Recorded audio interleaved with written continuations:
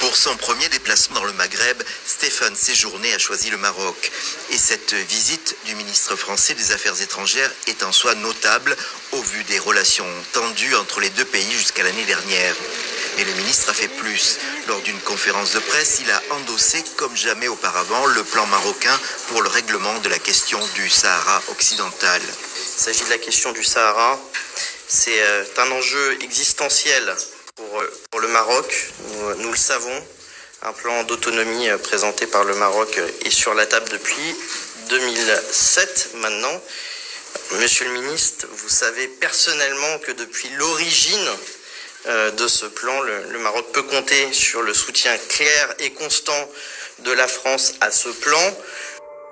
Cette région côtière entre Maroc et Mauritanie, ancienne colonie espagnole, est toujours disputée entre le royaume marocain et les indépendantistes sahraouis du Front Polisario, ces derniers soutenus par l'Algérie.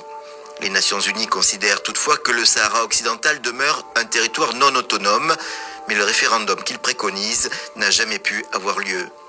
Nul doute que cette déclaration française aura été appréciée à Rabat, qui veut faire reconnaître ses droits sur ce territoire. Le chef de la diplomatie marocaine, Nasser Bourita, a d'ailleurs salué un moment de renouveau.